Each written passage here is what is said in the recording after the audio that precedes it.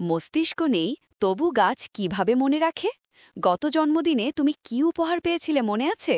কিংবা গত সপ্তাহে মজার কি খাবার খেয়েছিলে?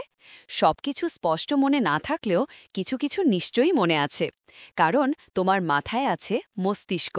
এই মস্তিষ্ক সবকিছু মনে রাখে। কিন্তু গাছের তো মস্তিষ্ক নেই, তাহলে গাছের কি কিছুই মনে থাকে না? শুনলে অবাক হবে, গাছেরও এক ধরনের স্মৃতিশক্তি আছে। গাছের স্মৃতি আসলে কি? আফ্রিকার সাভানা অঞ্চলে এক ধরনের ঘাস আছে। সে গাছ আগুন দেখলে মোটেও ভয় পায় না। দাবানলে যখন সব পুড়ে ছাই হয়ে যায়, তখনও সেই ঘাসগুলো মরে না। খুব তাড়াতাড়ি মাটির নিচ থেকে নতুন পাতা বের করে আবার সবুজ হয়ে ওঠে। বিজ্ঞানীরা ভাবলেন, এর পেছনের রহস্যটা জানতে চাইলেন। তারা গবেষণা করে দেখলেন, ঘাসগুলোর বারবার আগুনে পোড়ার অভিজ্ঞতা আছে। মানে ওই ঘাসগুলো আগেও অনেকবার আগুনে পুড়েছে, তাই ওগুলো বেশিরভাগ শক্তি মাটির নিচে থাকা শিকড়ের মধ্যে জমা করে রাখে।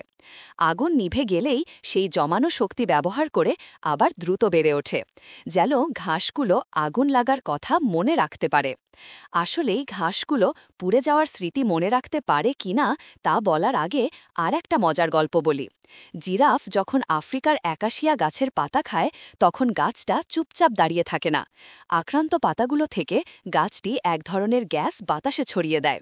সে গ্যাসের নাম ইথিলিন। এই গ্যাসটা হলো এক ধরনের সতর্ক সংকেত।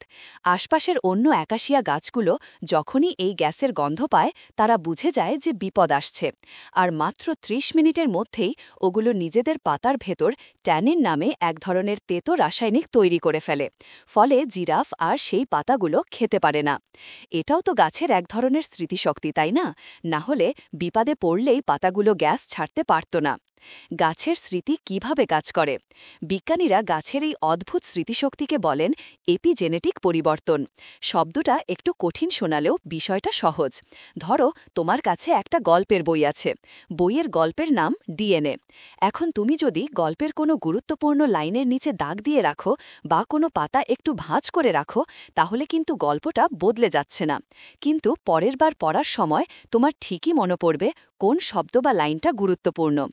এপিজেনেটিক্সও ঠিক সেরকম। গাছের ডিএনএ বদলে যায় না, কিন্তু পরিবেশের খারাপ অভিজ্ঞতার কারণে ডিএনএর কিছু নির্দেশনা চালু বা বন্ধ হয়ে যায়।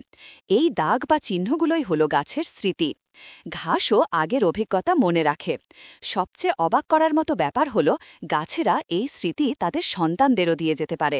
নরওয়ের বিজ্ঞানীরা এক ধরনের পাইন গাছ মানে নরওয়ে স্প্রুস নিয়ে গবেষণা করে দেখেছেন। যে গাছগুলো ঠান্ডা পরিবেশে বড় হয়েছে, সেগুলো এই স্মৃতি মনে রাখে আর বীজের মধ্যেও সেই স্মৃতি পাঠিয়ে দেয়। ফলে পরের প্রজন্মের গাছগুলো আগে থেকেই জানে ওদের খুব তাড়াতাড়ি বসন্তে নতুন পাতা বের করতে হবে। ঠিক যেন বাবা মা তাদের সন্তানদের বিপদের জন্য আগে থেকেই প্রস্তুতি নিচ্ছে। অর্থাৎ ব্রেন বা মস্তিষ্ক না থাকলেও গাছেরও কিন্তু দারুণ স্মৃতিশক্তি আছে। এরা বিপদ মনে রাখে, একে অপরকে সতর্ক করে, এমনকি নিজেদের অভিজ্ঞতা পরের প্রজন্মের কাছেও পাঠিয়ে দেয়। প্রকৃতি সত্যি অবাক করার মতো, তাই না? সূত্র: October ২০২৫, BBC wildlife magazine. গ্রন্থনা: অধ্যাপক মহসিন আলী আঙ্গুর। সম্পাদক ও প্রকাশক: মুজিবনগর খবর .com, মেহেরপুর।